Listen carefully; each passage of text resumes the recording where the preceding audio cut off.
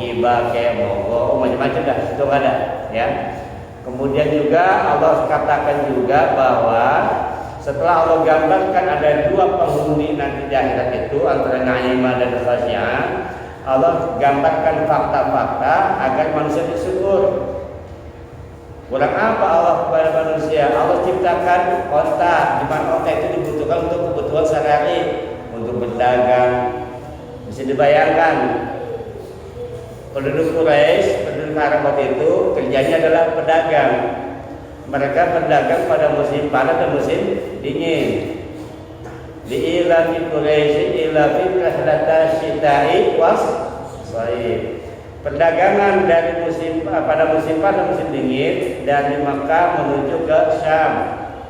Ya, itu Syam itu kalau sekarang masuk wilayah Palestina, kemudian Yordan. Ya, itu wilayah-wilayah yang ada sekitar Syam. Itu dapat perjalanan, Pak. Kalau zaman dulu nggak ada lain kecuali onta.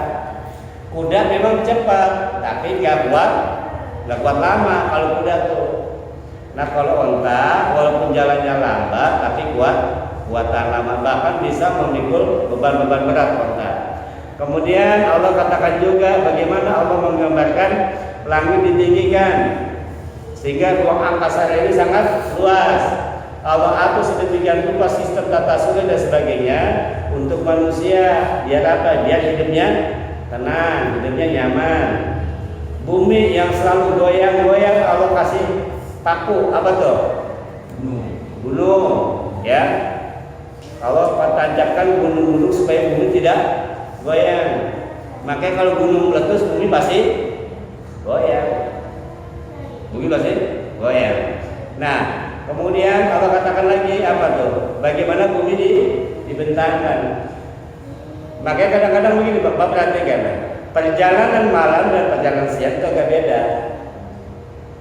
Kalau malam bumi dilipat, malam bumi agak dilipat kayak seolah-olah gitu ya. Jadi kalau perjalanan malam itu lebih cepat daripada perjalanan siang. Karena kalau siang itu bumi agak membangun. Pernah nggak melakukan perjalanan? Itu kalau malam itu perasaan cepat Pak. Karena memang apa? Bumi itu agak Nah, bumi dihamparkan sehingga manusia itu dapat berdiri di atasnya. Bahkan dibuat sebuah sistem, ada sistem revolusi dan rotasi. Bumi ini berputar pada porosnya. Saking cepat bumi ini berputar sehingga kita tidak jatuh di atasnya. Masih banyak hal-hal lain yang Allah ungkapkan agar apa? Kita pakai apalah yang suruna. Apakah kamu dia perhatikan? Jadi kita disuruh apa? Memperhatikan, lihat, teliti, pelajari. Bagaimana Allah memberikan nikmat. Kemudian kata Allah selanjutnya apa? Fadzakir innama anta mudzakir. Maka berilah peringatan.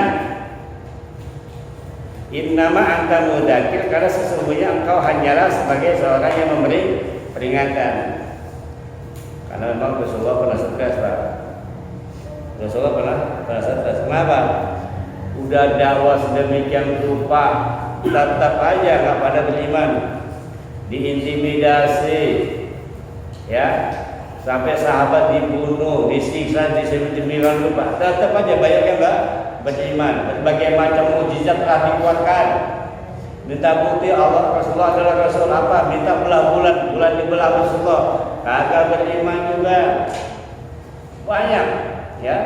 Yang ada apa? Yang ada malah mendapat pertentang dan siksaan. Akhirnya Rasulullah berhijrah, dakwah keluar ke kota Taif. Kota Taif itu Pak jaraknya cukup lumayan, cukup jauh. Dari Mekah itu ke kota Taif itu bisa makan hampir sekitar berapa jam? Hampir 3 jam lah kalau lebih naik bus. Karena saya waktu itu berangkat pagi sampai di Taif siang. Itu naik bus sekarang, bisa dibayangkan zaman dulu. Rasulullah ke kota itu 2 minggu Pak. Ngapain? Dakwah. Ternyata di sana bukan malah disambut, tapi disambit Pak. Dibikin pakai batu 9 rupa gitu kan. Jadi begitu Rasulullah datang tuh orang-orang pada berjajar Pak, berjajar sepanjang jalan, nanti sampai pegangin batu, gitu kan? Nah di situ Rasulullah bilang, nggak apa-apa kalian sakiti aku, tapi jangan sampai kaumku tahu. Kaum siapa? Kaum Quraisy. Jangan sampai tahu. Kenapa? Karena kalau kaum Quraisy tahu bisa jadi terjadi peperangan. Rasulullah walau bagaimanapun di sana kesukuannya sangat kuat. Walaupun kaum Quraisy mengusir Rasulullah, tapi kalau ada sukunya yang dicolek, ribut. Jadi Rasulullah minta supaya jangan sampai hal yang sedemikian rupa diketahui oleh orang-orang Quraisy. Karena kalau orang-orang Quraisy bisa terjadi perang saudara, itu sampai sedemikian rupa.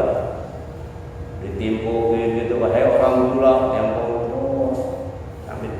Bahkan sampai sekarang masih ada tuh peninggalannya, bekas-bekasnya. Di mana Rasulullah bersandar gitu kan, itu ada di situ Pak. Di Taif namanya.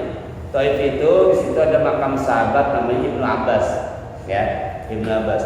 Taif itu adalah salah satu daerah yang subur. Jadi kalau kita di sini mau ya puncaknya lah, puncak Uhud, ya kan dingin tuh, ada banyak gunungnya. Kalau di sana Taif, kalau di sana Taif itu negerinya hijau Pak, banyak rumput, banyak pohon, banyak air. Itu di Taif itu. Beda dengan di Mekah. Ya. Nah Rasulullah ke sana dakwah 2 minggu itu ditimpukin.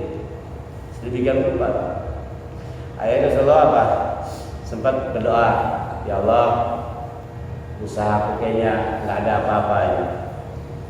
Kata Allah, udah gak usah pikirin. Kata Allah tuh, lu mah gak usah pikirin orang beriman apa kagak. Lu mau jalan-jalan aja, kerja aja, hasil urusan saya. Kata Allah gitu. Sampai bagaimana sudah nggak stres apa? Orang-orang diajak beriman, giliran pamannya sendiri Abu Thalib tidak mau beriman. Luar biasa kata Rasulullah. Rasulullah memang dari kecil sudah diterpa.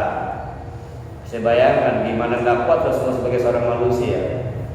Beliau lahir sudah dalam kondisi yatim, nggak punya bapak. Betul nggak? Lahir sudah nggak punya bapak. Begitu lahir ke dunia disusuin sama ibu angkat Halimatus Sa'diyah di luar kota Mekah. Begitu usia sudah cukup dibalikin ke ibunya. Dirawat oleh ibunya. Begitu dekat sama ibunya, belum lama dekat sama ibu kandungnya diambil. Siti Aminah meninggal dunia. Bisa dibayangkan masih kecil usia 4 tahun, nggak punya ayah, nggak punya ibu. Kita bayangin deh, gimana kita kalau kita masih kecil, lihat ya ponakan kita, orang kita lah. Usia 4 tahun gitu kan, nggak punya emak, nggak punya bapak, tinggal mati. Gimana rasanya kira-kira? Coba. Oke. Kemudian akhirnya dirawat oleh kakek Abdul Muthalib.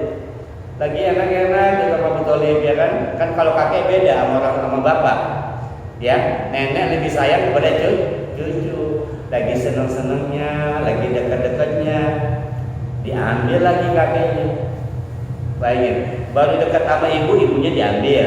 Baru dekat sama kakeknya diambil juga. Usia 8 tahun sudah jadi yatim piatu, udah nggak punya kakek. Rasulullah. Dan kalau bicara susah malah luar biasa. Kalau kita masih punya apa? Masih punya bapak, masih punya ibu. Dia nggak tahu mau ngadu kemana sih. Akhirnya apa? Sebelum meninggal Abdul Muthalib pesan pada Abu Thalib, Abu Thalib, ini ponakanmu Muhammad asuh dia. Jadi Abu Thalib itu dapat mandat amanat untuk merawat Nabi Muhammad. Padahal Abu Thalib sendiri anaknya banyak. Nah selama tinggal sama Abu Thalib, Rasulullah sering kelaparan, sering Pak. Bahkan kalau anak Abu Thalib ini pulang gitu kan, bawa makanan sedikit, anak-anaknya pada rebutan gitu kan, kayak Ali, Ja'far gitu kan. Dan Muhammad mikir, sadar sendiri kalau ini saya cuma ponakan. Rasulullah itu dari itu sudah biasa belajar berita pakai batu untuk apa? Nahan lapar.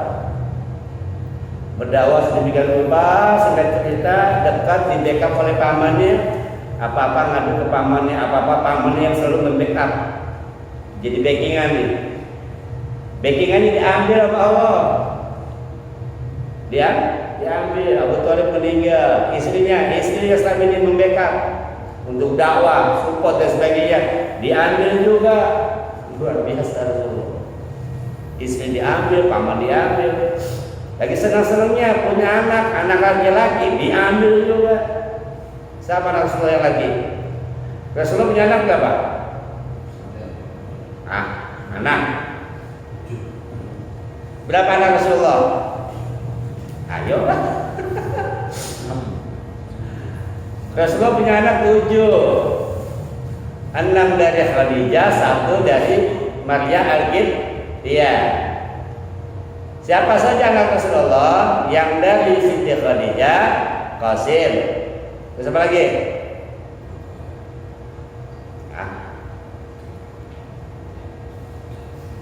Qasim, Abdullah, terus Ibrahim. Nah, anak Rasulullah 3 itu meninggal, laki semua meninggal. Pada waktu itu orang yang punya anak perempuan kan hina, kan gitu kan? Bayi perempuan semua dibunuh, dikubur hidup. Makanya bangsa Arab itu bangsa paternalistik, keturunan dari garis ayah kasarnya. Dan sekarang